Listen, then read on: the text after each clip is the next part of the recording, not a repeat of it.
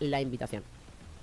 Ahora sí, continuamos con este programa, con todo lo que queda de contenido en la mañana de Doblan las Campanas. En este caso, estamos ya en comunicación, nos escucha y creo que nos ve también del otro lado Beto Catriel, Alberto Beto Catriel, de Maquinchao, vive en Fisque Menuco, en Río Negro, es estudiante de trabajo social y es parte, por razón por la cual vamos a estar hablando hoy, del tejido de profesionales indígenas que vamos a estar charlando porque, bueno, nos han invitado también a poder transmitir algunas de las producciones que realizan del tejido de profesionales indígenas y, bueno, vamos a contarles a ustedes un poco de qué se trata esto. Buenos días, Beto, ¿cómo estás? De este lado, Delfina y Gregorio, te saludamos.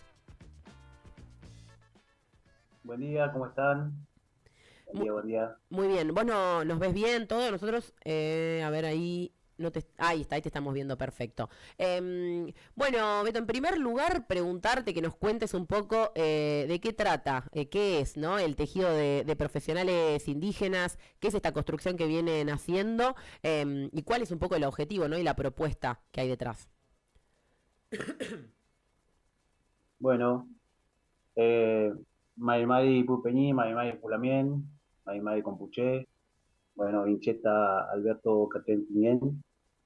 Eh, Saludo en el Mapudungún a toda la audiencia, les saludo a ustedes.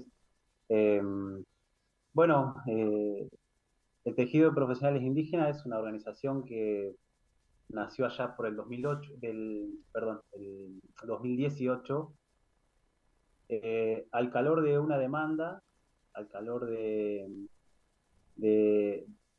nosotros en aquel momento estábamos preguntándonos como pueblos originarios y intentando incidir Hmm, en lo que iba a ser el censo nacional de población. hmm, Entonces el tejido nace justamente al calor de poder en el censo 2020 de aquel momento ingresar eh, la pregunta de la variable lingüística, ujú, que tenía que ver en conocer cuántas lenguas maternas, cuántas lenguas de pueblos originarios todavía se hablaban en el territorio que hoy es Argentina. hmm. Así que ese fue el objetivo que nos empezó a convocar como tejido, eh, que tiene y tenía la aspiración de convocar a todos los pueblos, nación posible, que hoy habitan en Argentina. Recordemos que en la actualidad son más de 36 pueblos originarios que están presentes en este territorio. Hacia este lado del país donde habito yo, que es la provincia de Río Negro, eh, pueblos tehuelches, mapuches, más hacia el sur, Onas y Shekman, pero también muchas hermanas y hermanos de lo que hoy es el NOA, NEA y centro del país, que hoy conforman el tejido. Hermanas diaguitas, Chorote, Vilela, Lule, eh, del pueblo eh, de los pueblos WOM. Hmm. eh, Beto, Así que sí. no, en esta línea digo, ¿qué estrategias han encontrado? Digo, ¿cómo han logrado también, digo, a lo largo de lo que es también todo del territorio de la Argentina, ¿no? Tan extenso y como vos nombrabas, ¿no? Pueblos que originarios, indígenas que han resistido y que siguen estando en muchísimos puntos del país, aunque algunos intenten borrar esa historia. ¿Cómo han hecho también para poder tejer esas redes, justamente hablando de tejido, tan extenso y también en muchos casos cuando sabemos que hay comunidades que, por ejemplo, se las han expulsado de los centros urbanos, ¿no? Y demás. ¿Cómo han encontrado formas de poder estar en contacto? Sí, bueno, la verdad que es una lucha diaria, es una construcción que hacemos todos los días con las hermanas y hermanos, porque bueno, pensar que la historia argentina o esta construcción que se ha hecho de la identidad argentina, de la argentinidad, se ha hecho justamente tratando de negar y, ¿por qué no en otros pasajes de la historia, de aniquilar todo lo Hmm, que sea de los pueblos originarios, ¿no? Eh, y habita todavía en este imaginario, en esta representación social, como que los pueblos originarios fueron algo que alguna vez estuvieron. hmm, Muchos libros de historia o la docencia misma, que todavía no revisa esto, sigue enseñando en las escuelas como que alguna vez habitó un pueblo en tal lugar de la Argentina. Entonces yo creo que ese fue el primer paso de tratar de empezar a discutir y a tensionar la historia argentina, digo, y empezar a contar tal vez la historia de los vencidos. Mm. Así que ese es el primer paso. Después reconocerse, creo que es importante que cada uno de nosotros pueda reconocerse como originario, porque a veces no alcanza con tener el apellido, es un paso más. Eh, y de ahí presentar las distintas estrategias que pueden ir desde la revitalización lingüística, que hoy yo les decía, hay más de 36 pueblos todavía que habitan este territorio, pero solo han quedado 14 o 16 lenguas. Mm. Eh, las otras directamente han desaparecido, eh, digo, solo quedan palabras sueltas de lugares, de cerros, de animales y demás, eh, pero eso a lo largo de la historia se ha perdido. Mm. Como tejido nosotros también eh, tenemos la estrategia de hoy en día comunicar con identidad, es decir, crear contenido eh, para los pueblos originarios desde los pueblos originarios, digo, pensarnos como actores y actrices principales y sujetos políticos también, que es un paso más. Eh, pero esas son un poco las estrategias. Y a raíz de eso es que nació Pluriverso, digo, que son los podcasts que hoy están dando vuelta por distintas radios, por distintos espacios, donde tratamos de visibilizar cuál es la realidad de los distintos pueblos originarios eh, y tratar de replicar y de darle espacio y potencia a esa voz. Ujú. Beto, ¿cómo estás, Gregorio? Te habla acá. Te quería consultar un poco, bueno, hablaste del alcance territorial que tiene, el alcance también en cuestiones de a cuántos pueblos indígenas. Te quería consultar un poco cómo viene siendo esta cuestión de relacionarse con distintos, seguramente, al ser tan heterogénea la política argentina, cómo se puede fusionar, digamos, el tejido de profesionales indígenas con los distintos gobiernos provinciales, municipales. ¿Hay algún tipo de quizás de ayudas o en cuestiones de hacer cosas en conjunto o va por otro lado? Es muy buena la pregunta. Yo te decía que, bueno, el tejido inició en el 2018 intentando incidir en el INDEC, Claro. digamos, organismo nacional. Uno puede pensar en el contexto de un gobierno nacional en aquel momento generó muchísimas resistencias, no pudimos Mm. avanzar prácticamente nada. Después, bueno, año electoral y demás, pasamos a un gobierno nacional y popular. Mm. Mm. Eh, pero de igual modo, instalar esa pregunta durante el gobierno de Alberto fue muy, muy, muy complicado, muy difícil. Porque aparte, digamos, es un gobierno que es un poco lo que nosotros venimos discutiendo, decir, bueno, estos gobiernos tal vez son de transición, porque no es el Estado o el gobierno que uno aspira o que uno sueña, digamos. Tiene más apertura o no en diferentes gobiernos, pero bueno, costó muchísimo también instalar la pregunta porque, bueno, uno en el fondo interpreta o puede inferir que, digamos, no quieren conocerse, no quieren que se conozcan esos números. Mm. Quieren seguir sosteniendo que la Argentina es blanca, Mm. que vino de los barcos y que acá no queda muy poco de los pueblos originarios, ¿no? Mm. Pero bueno, pues en general es difícil con los diferentes gobiernos. Algunas provincias tienen políticas públicas de revitalización de educación intercultural bilingüe, como es la provincia nuestra de Río Negro, Mm. Mm. pero que después, como siempre pasa, a la hora de aplicar es muy difícil. Prácticamente quedan las organizaciones sosteniendo eso a pulmón y con mucha voluntad. Pero bueno, un primer paso que nosotros queríamos dar en aquel momento era justamente tener el dato estadístico para después decirle, bueno, muchachos, esto es lo que está pasando en Argentina, Claro. somos todos estos pueblos, esta cantidad, así vivimos, de esta forma morimos y tenemos esta necesidad y bueno, y tratar de incidir de esa manera en la generación de políticas Mm. públicas. ¿Qué datos se obtuvieron en esta línea? Y bueno, un poco reafirmamos la cantidad de pueblos que hay. Mm. Eh, de las lenguas pudimos confirmar, porque antes no estaba esa variable, que todavía se hablan entre 14 y 16 lenguas. Mm. Eh, y que nos reconocemos como pueblos originarios más de 1 millón, Mm, que en el anterior censo creo que andaba en los 900.000 más o menos. claro. Y en este mismo sentido, vos decías también tener datos para poder presionar, ¿no? Mm. O poder tener más herramientas para discutir ciertas políticas públicas. Tenemos esta información que vos mismo caracterizabas, pero a la vez tenemos hoy en día un gobierno que, por ejemplo, ahora en este preciso momento está amenazando con, entre una de las tantas políticas a desmantelar, es el cierre del Instituto Nacional de Asuntos Indígenas. ¿Qué pasa con eso? Digo, ¿qué pasaría? ¿Qué hace el instituto y qué significa también para las comunidades, para los pueblos indígenas, que eso no exista más?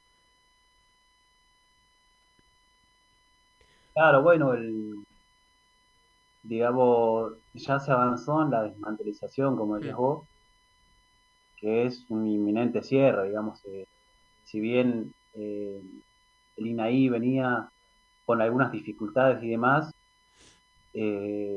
digamos, su inminente cierre todavía deja más desamparado a todas las comunidades y a todos los pueblos. Eh, Siempre costó sostener esos espacios porque, bueno, hay muchos hermanos y hermanas que todavía les cuesta reconocerse como sujetos políticos, ¿no? claro. Digo, como sujetos capaces de ocupar lugares de decisión o de tomar esta herramienta que a veces se la demoniza, como decir que es una herramienta del Winca o del Blanco, no se avanza en reconocernos como sujetos políticos capaces de discutir esos espacios. Nosotros me acuerdo que desde el tejido, que es algo que quedó ahí latente, decíamos, bueno, si así como se está discutiendo la cuestión, en aquel momento era el cupo laboral trans, la adherimos completamente, digo, ¿por qué no empezamos también a discutir la cuestión del cupo indígena, digo, para los lugares de representación? Mm. Porque no nos olvidemos que el INAI siempre estuvo, creo que a excepción de cuando estuvo Juan Chico, tutelado por profesionales no indígenas. Hmm, Entonces era como una discusión bien a fondo que llevábamos, pero sí, era una herramienta sumamente importante para nuestros pueblos de asesoría, de una herramienta donde también confluían muchos pueblos con sus demandas heterogéneas, como decía hoy el compañero, eh, y que de alguna manera sentaban las bases para las distintas políticas públicas que se llevaron en ese sentido. ujú. Eh, Bien. pero sí, Sí. digo, además quería al pasar este gobierno que claramente no solo no mira a la indígena, sino que la demoniza completamente y de la mano de Patricia Bullrich va a seguir profundizando la represión y demás. Eh, con la aprobación del RIGI, también digo, va a avasallar y va a profundizar el saqueo de los territorios, que es justamente donde están nuestros hermanos y hermanas originarias. Ujú.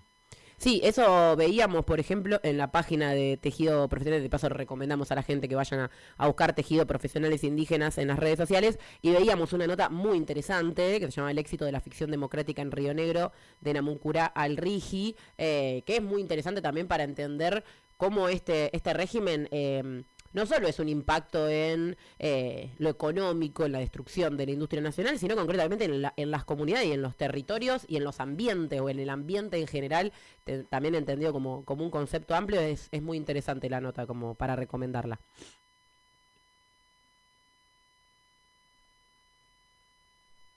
Se nos... Sí, Ah, completamente. Nosotros a raíz de eso fuimos tensionando porque en la provincia de Río Negro propusieron llamar a un gasoducto que se hizo hacia la zona sur, zona Hmm, región sur, que es justamente zona donde hay eh, metales, tanto oro, plata y demás. Propusieron llamar a ese gasoducto el nombre de Seferino Namuncurá. hmm, mm, Eh, bueno, Seferino fue, después pueden leer la historia, ¿no? Pero fue nieto e hijo de grandes loncos mapuches de este territorio y que resistieron y lucharon muchísimo contra eh, el genocidio de Roca. hmm. mm. Eh, pero bueno, llamar de esa manera a un gasoducto que lo que pretende no es solo llevar un servicio a esa zona tan fría y demás que es necesario, sino también llevar ese servicio para que se puedan instalar grandes empresas eh, como es que continúe en el proceso de extracción de minerales. Pero bueno, es una discusión que está muy a flor de piel en este momento en nuestra provincia, en otras también. Siempre buscan el momento de mayor crisis y de mayor deterioro social, digo, porque el desempleo por acá es muy grande. Las posibilidades de laburo, si bien venían con cierto deterioro, se mantenían, ahora son prácticamente nulas en este lugar. Sumado a eso, que es una provincia o una zona donde se quiere instalar la minería que históricamente fue de producción ganadera y que la ganadería ha sido también abandonada por parte de los gobiernos y que está en decadencia. Bueno, ahora vienen con esta propuesta de la mega minería a cielo abierto, eh, siempre con la promesa de crear laburo, ¿no? Sí, sí, Bien, sí. relativamente, es cierto, es muy efímero porque el mismo informe de las empresas mineras ha dicho, bueno, acá hay producción para 8 o 10 años y después la remediación, bueno, veremos qué Claro. hacemos con la remediación de ese lugar. Totalmente.